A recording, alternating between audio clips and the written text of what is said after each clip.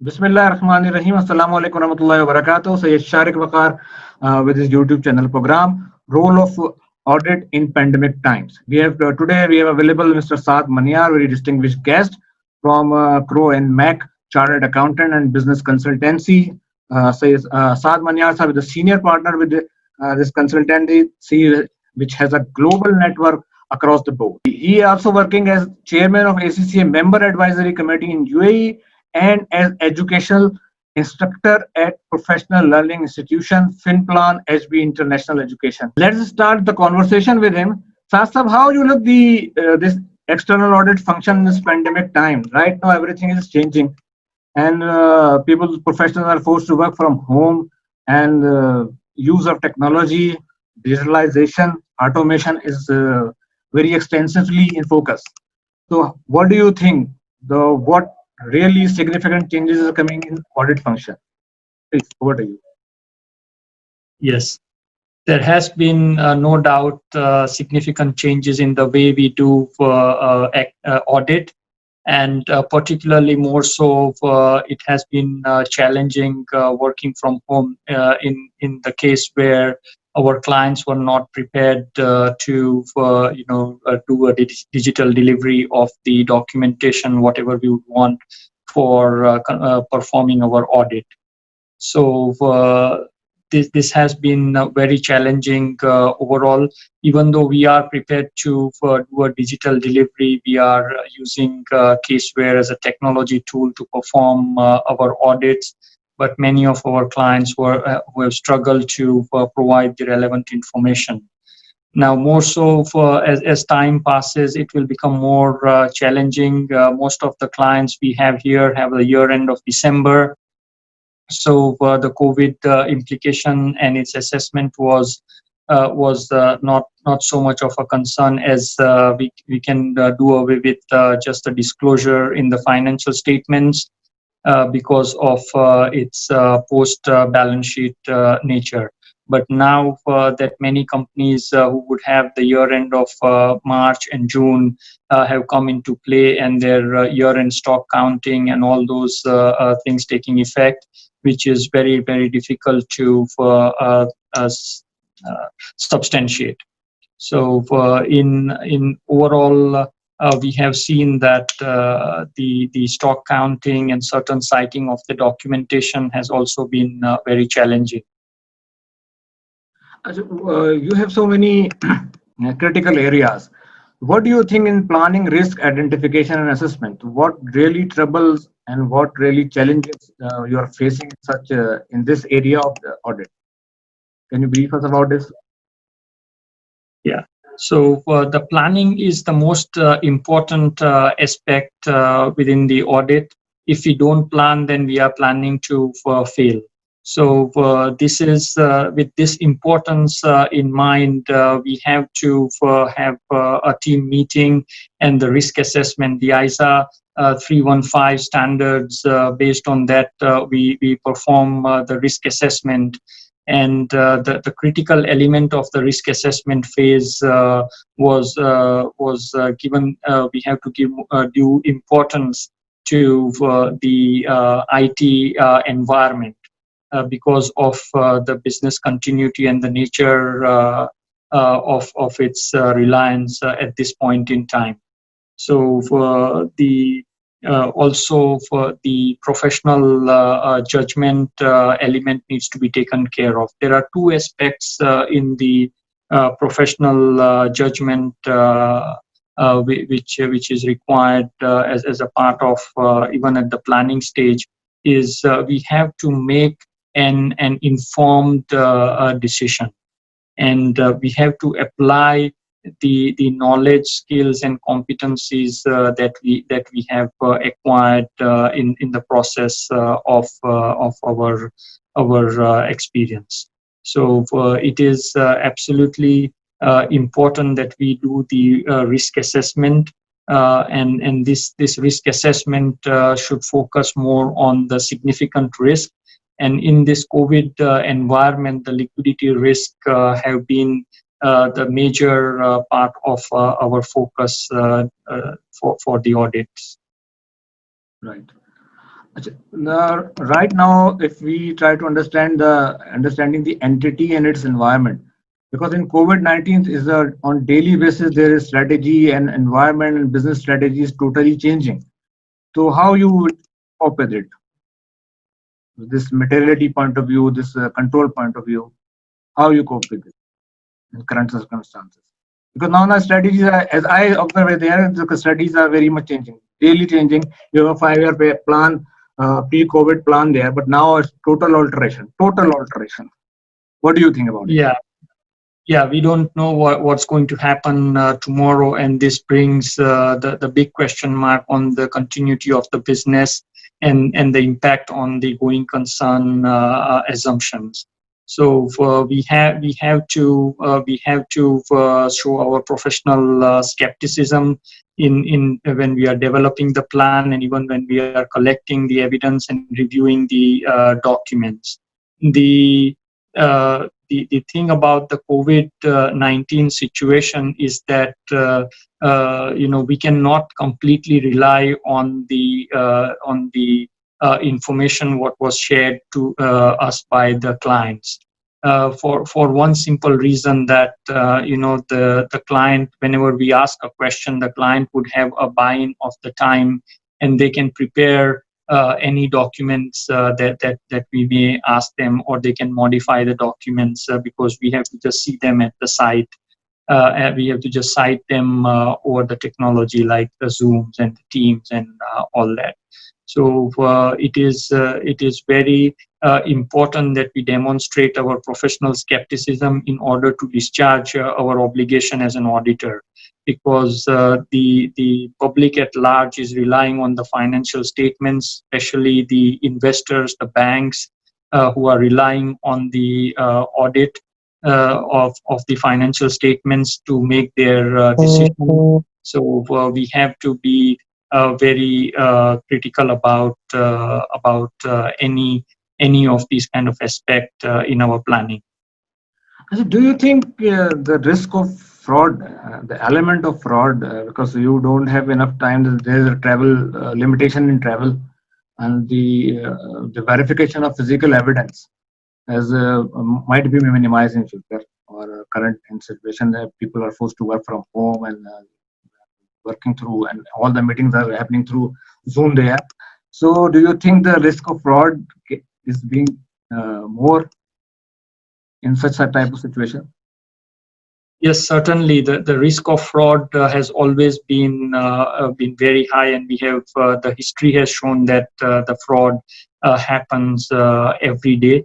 It is not the technology who does the fraud, but it is the people who do the fraud. So no matter what systems, what policies and procedures the companies would have, but if the people who are following those systems, policies and procedures, if they are not following those policies and procedures, then the risk of fraud is always high. And in times like this, the risk of manipulation increases, because we do not face-to-face interact with the client, and we are not able to read the body language. So one of the important element that we have learned in the audit is the observation skills. So what we hear and what we see at the client's premise is not, we are not able to experience that during this COVID time. So for this very important element of the audit process is difficult to follow, then the risk of fraud will certainly be very high. And the way we have to address this risk is to assess the integrity of the client and the professional behavior which the client demonstrate while providing the information to us. So for this is the major element of risk. If we cover that, then hopefully we'll be able to address the element of fraud and reduce or minimize the risk of fraud in this audit. So one more important thing, which I believe you are also, this challenge you are facing in UAE also, because the business volumes are very reduced. and businesses are working almost on 50% capacity. So without compromising the quality of audit, uh, client is offering you the less fees. So how you think that right now the challenges, and once in a year auditor is go for audit, so he might have to take a cut on fees or something else.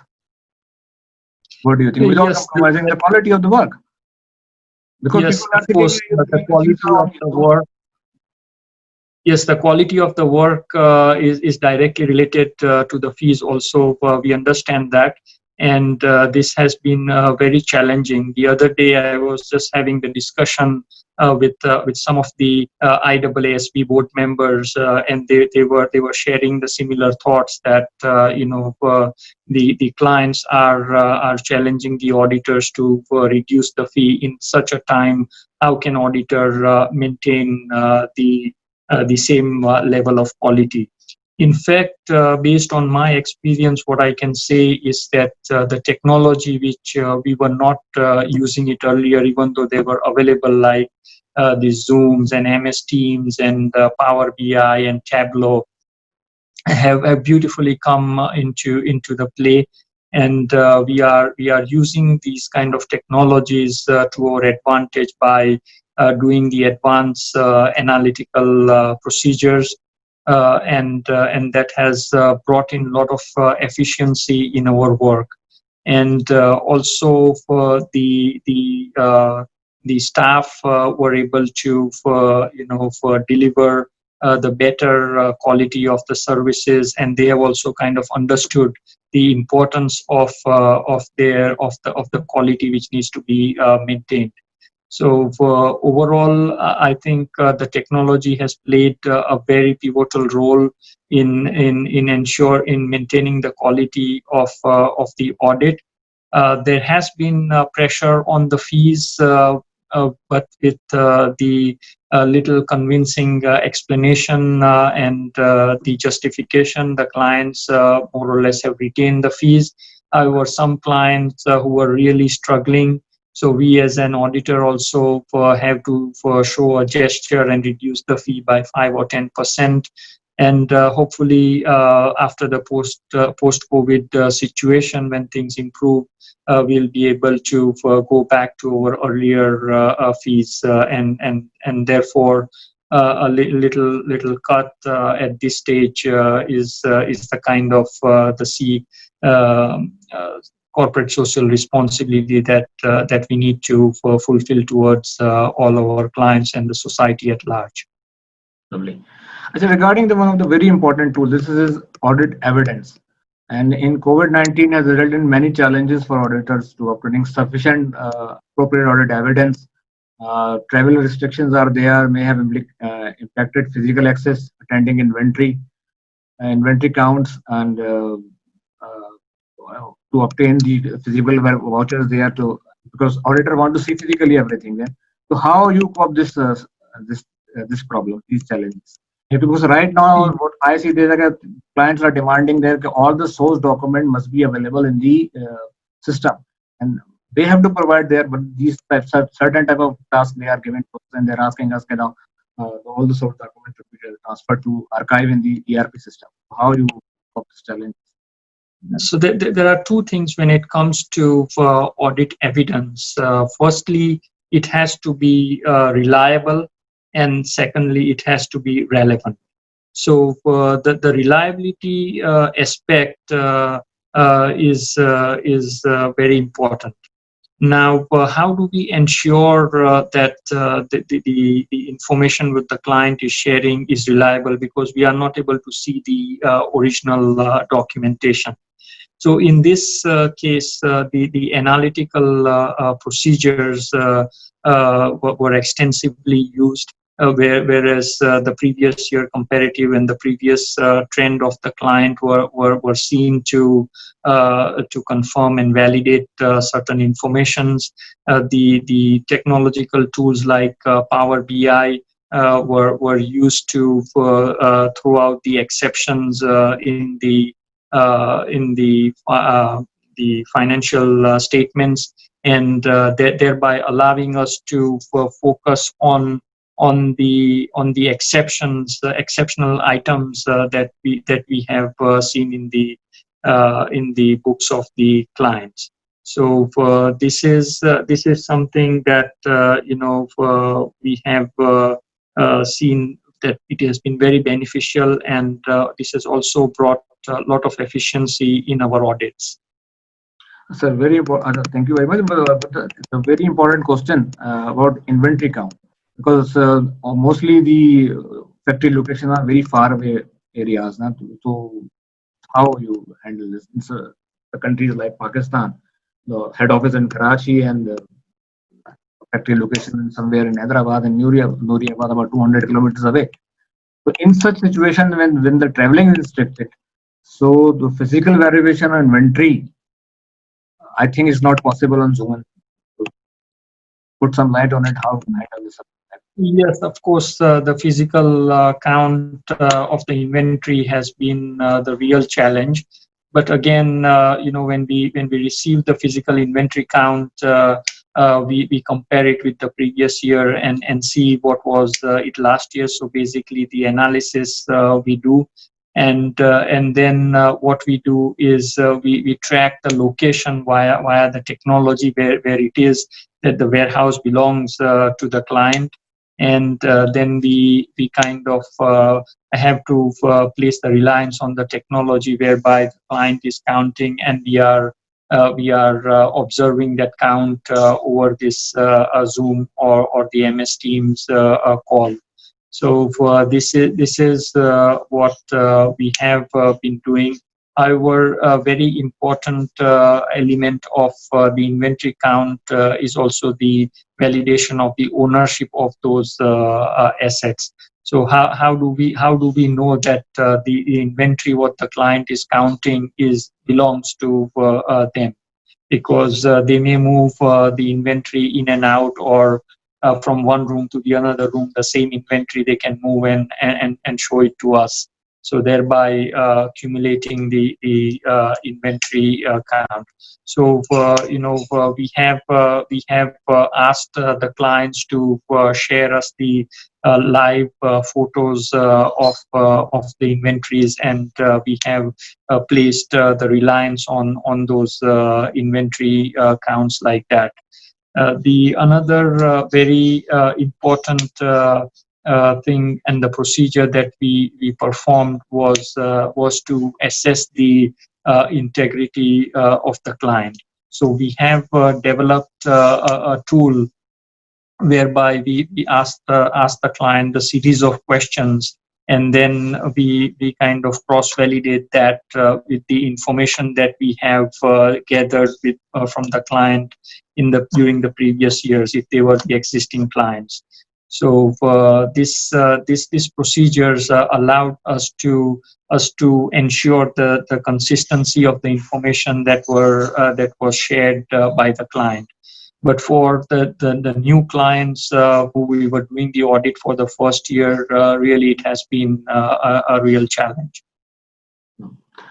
Move to audit accounting estimates. Now the degree of estimation is really uncertain, and because of COVID, it is hugely increased. Nobody knows the next coming 1 year and 2 year what will be happening. Regarding these accounting estimates, so what planning you are doing need to be reorganized, re-estimates on what grounds, because nobody knows what going to be happen and what will be the economic impact in the next 2 years. So how you will foresee it? Yeah, there are plenty of uncertainty around, and we cannot predict what's going to happen. But what we can do is once we have gathered the information from the client, we compare it with the industry trends of the similar clients. So thereby it gives us the benchmark in terms of if the client is in the, let's say, healthcare industry, and they are projecting degrowth of, let's say, 10%. So we compare it with the other healthcare clients that we have, and we see that, okay, what are they projecting? if they are projecting 20% or 30% degrowth, then we have to challenge the client on what basis they are only projecting 10% degrowth. And this is applying the professional skepticism at its best. Another very important tool which you probably at the time of audit take into consideration is this going concern concept.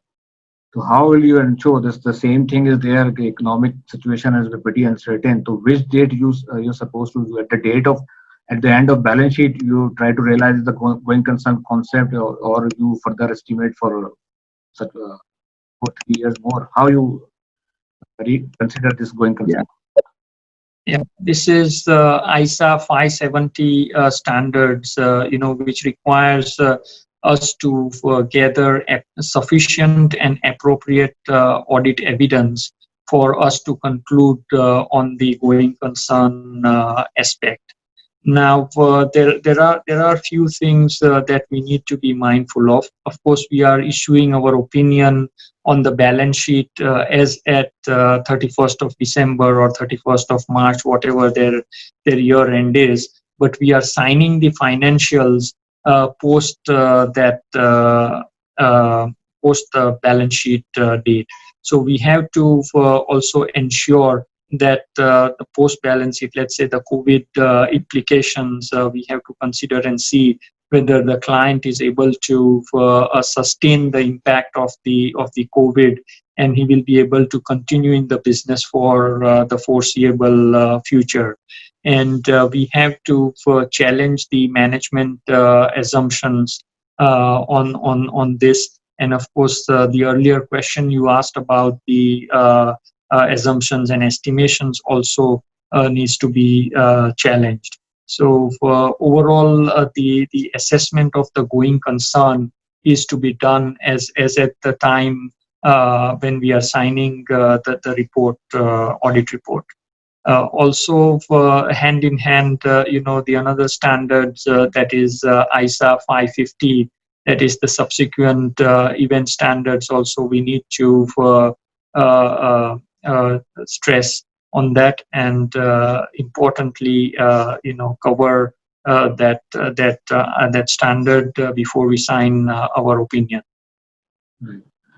Now come to the auditor reporting. Now we have because of uncertainty, and it's a very common phrase and very famous phrase, auditors report always there, true and fair view.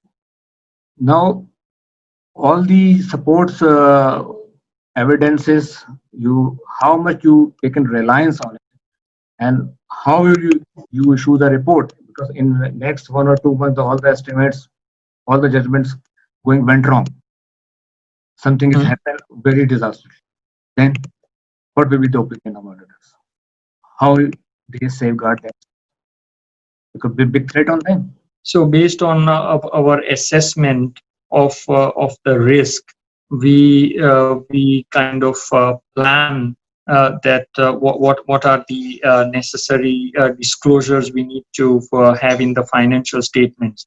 So, for example, if in the books of the client there are receivables of 10 million standing in the books, and the industry and the client of the customers of our client, we know that they are struggling industry. So we run a kind of a background check on few of the key customers of our clients and see what is their standing, how are they doing in terms of the business, is the provision made by the client is adequate in the financial statements, and then appropriately, if it is necessary and relevant, then we ask client to increase the provision in the books. Of course, when things improve and the client is able to recover money, that provision can be reversed, which can be a positive impact on the current on the next year. But at the moment, we have evaluated the situation very critically, and we have asked clients to make the appropriate provisions, and necessary disclosures. So, we have been advising clients to make the disclosures relating to the COVID implications. Also, we have asked client to do the COVID impact assessment to see what is the impact going to be on the liquidity, on the cash flow management, and the overall business operations. And accordingly, we are able to draw our conclusion and express our opinion on the truth and fairness of the financial statements. However, the going concern assumption remains questionable because of too much of uncertainty due to the COVID. Now come to the last very serious point also there, the subsequent events. In accordance with the ISA 560, subsequent events auditors are required to perform procedure designed to obtain sufficient, appropriate, and audit evidence that all events requiring adjustment or disclosure in the financial statement. So, in such current situation where the economic uncertainty there, so how you manage this subsequent evidence?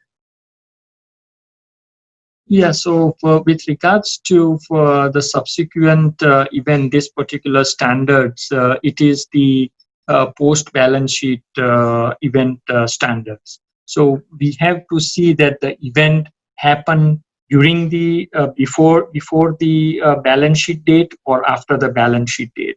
Now, in most countries across the globe, the COVID implications started from February or early March, and so if the client's year end was December, then this post balance sheet event, which do not require the adjustments in the financial statements because of the uncertainty, the implications cannot be ascertained. So just with the additional COVID related disclosures, the clients were able to do away with that. But with the clients who had the year end of March or June, for them this COVID impact fall before the balance sheet date, and so it becomes kind of an adjusting event. So a detailed assessment were required to be done, including the implications on the financial statements, and the necessary adequate provisions were required to be made. So there are two situations for the clients where it falls within the balance sheet date, the adjusting event. Then it triggers the disclosure and the provisioning also. And whereas for those where it was post balance sheet, just the disclosure would be sufficient. It means that the auditor will have to much more closely liaison with the management to report the subsequent, to ensure the subsequent events accurately identify them. I understand. Yes. Of course, the beauty of the technology is that we were able to increase our interaction with the senior management or those in charge with governance for a reason that to connect with them over the technology, it's very easy. Otherwise, previously, if we were to meet them in person, it would take maybe half an hour drive to go to a meeting and come back, and if the client has to come to our office, then likewise. So it was time consuming. So as a part of our obligation under ISA 260 and 265, which is communication with those in charge with governance, was very much strengthened during this COVID time, because the quick interaction over the Zoom and the Teams helped us a lot in terms of efficiently communicating the significant matters and concluding on them. So really it has the communication with those in charge with governance was significantly improved. So what do you think that right now this current situation, the more and more, because right now at present you are working in a much more advanced and much more better environment, technological better environment, Europe and GCC, as compared to Eastern other Asian countries. So what do you think in such an environment, the quality of work is much more improved in post-COVID era regarding finance field, audit, accounts, finance. The quality of work in this is an advantage to the professional who are strongly cope with the technology. Do you think they have better chances, much more better chances as a professional in post-COVID era?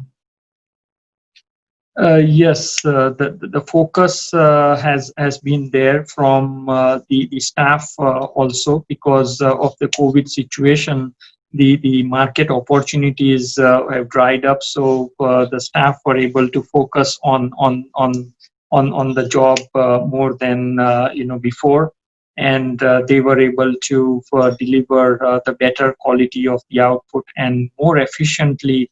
In my experience, I've seen that earlier, when they were working from the office, lot of time were consumed in the social catch ups, and the traveling to and from the clients and so on. So effectively, what used to be the 60%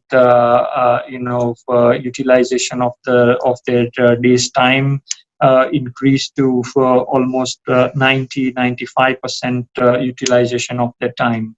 So the efficiency increased. But then again, the quality of the deliverable, it's all about the documentation. So there are three kind of principles, or the rule, or whatever you may want to call it, for the quality of the audit. Number one is documentation, number two is documentation, and number three is documentation. So it is said that if we do not document, then it's not done. So for the documentation is very important, and the technology allowed us to improve the documentation to a great extent.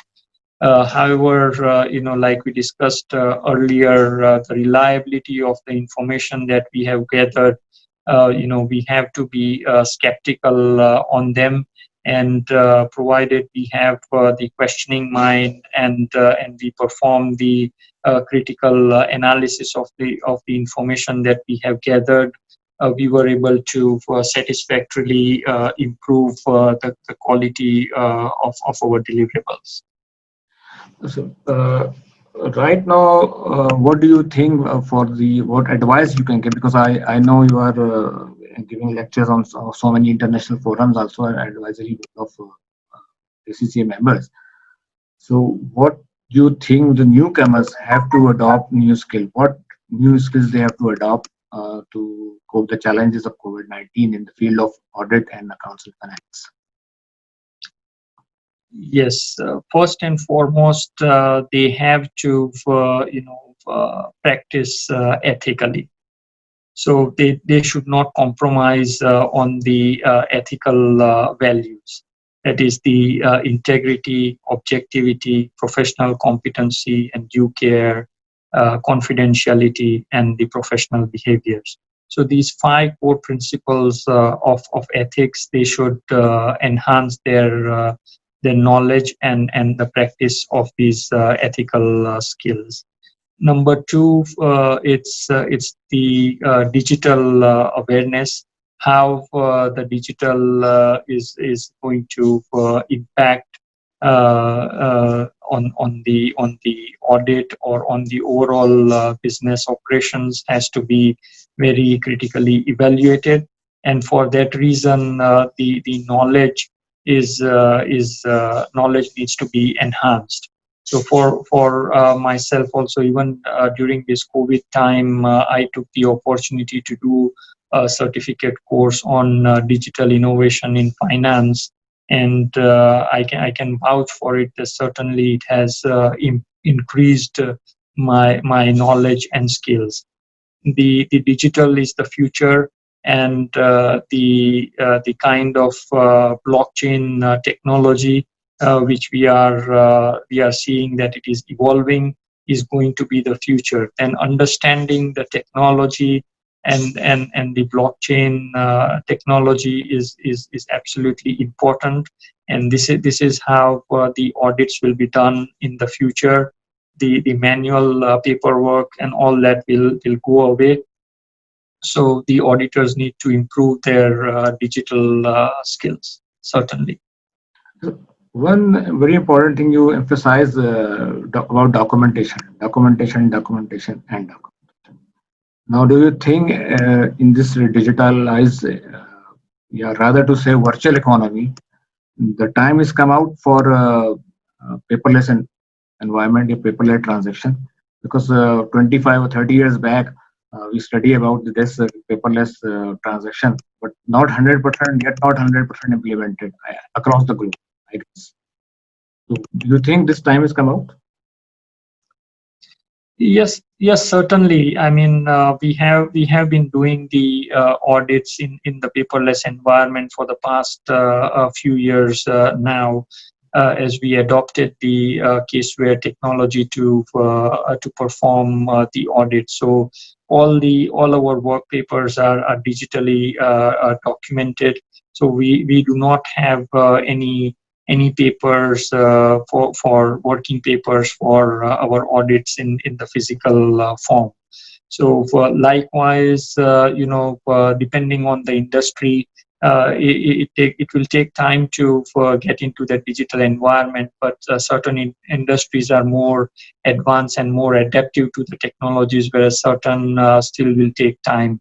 So it will be a combination of the digital and the paper environment for depending on the industries that we see.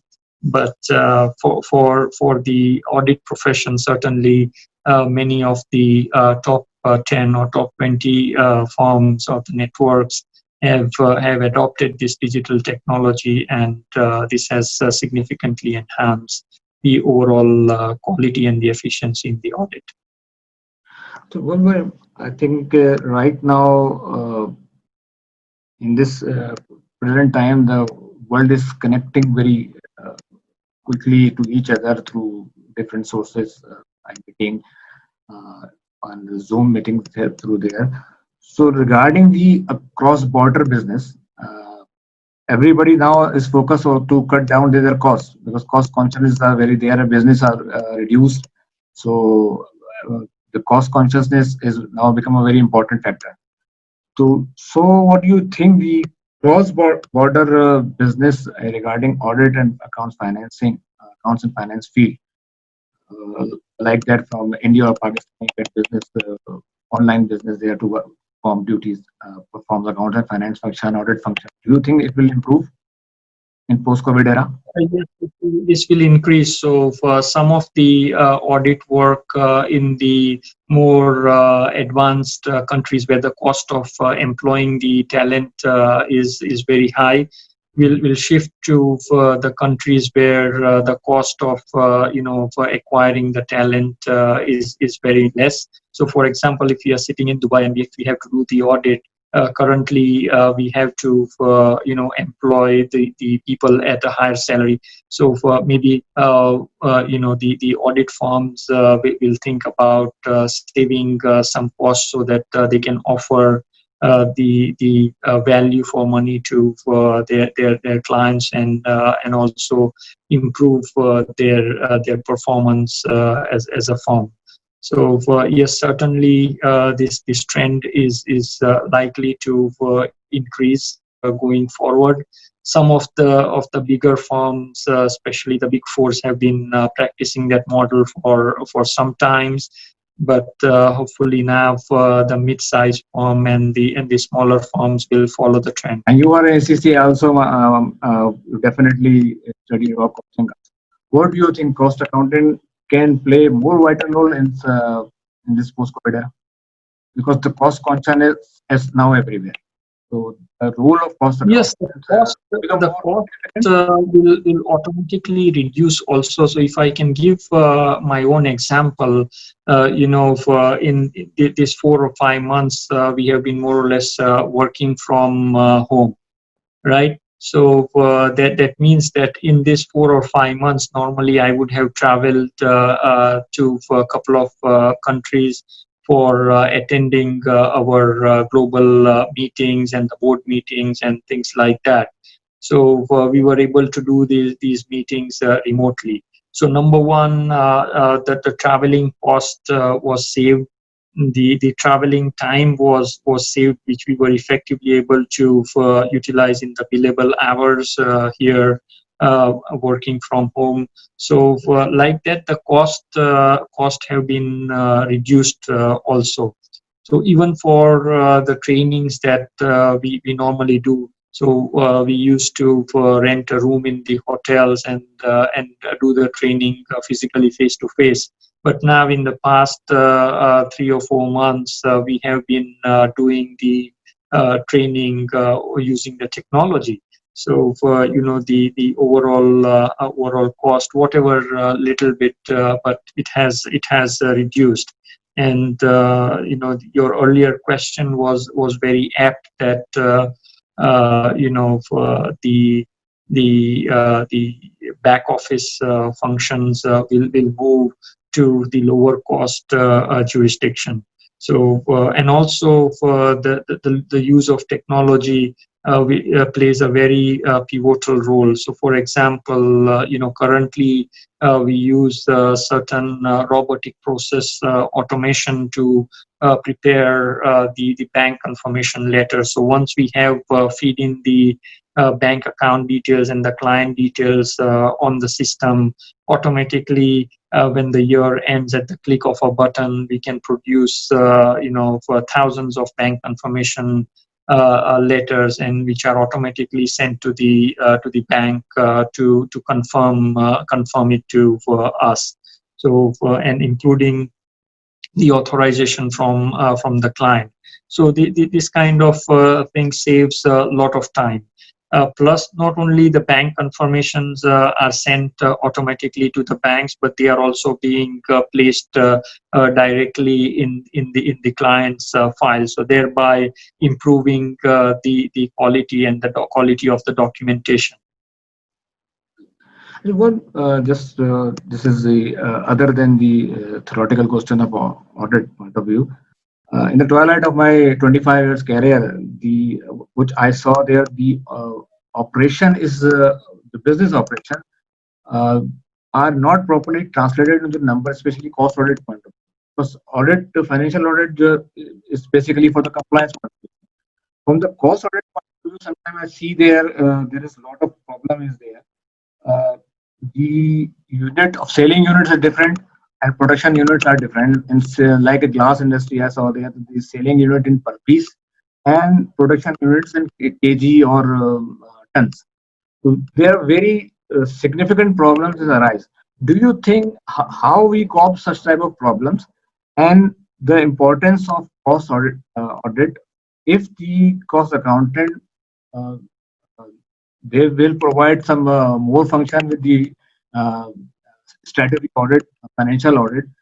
Do you think they can improvise the quality of statutory audit if the cost accountant are involved in it? You, I think you got my point because sometimes I see there's a lot of gap. It's come out between the financial and profitability and costing point of view. The profitability come out from the costing point of view. What do you think? Yeah, so the improved and the better quality of the cost accounting within the industry will help them improve the profitability within that particular business, and that means that those businesses who have the better cost accountant, who are able to absorb the overall cost of within the production of whatever material they are producing, then that will contribute towards the sustainable future of that particular business and the industry. Thank you very much, sir. Thank you very much, sir. Now time is running out, and hopefully our listeners and our viewers will enjoy this conversation, a very detailed and very knowledgeable conversation there. Please watch this program, like and comment, and give your suggestions to us, and especially subscribe my channel also. And inshallah, very soon we have another detailed program with Saad, because so many things are still because of shortage of time undiscussable with Saad, and Saad is just arrived from the office. I'm very much thankful to him. At that point of time, he gave me the time to speak out. Thank you very much, Saad. Inshallah, and thanks for your time. Inshallah, we will Thank join you you very some much. time also. Thank you very much.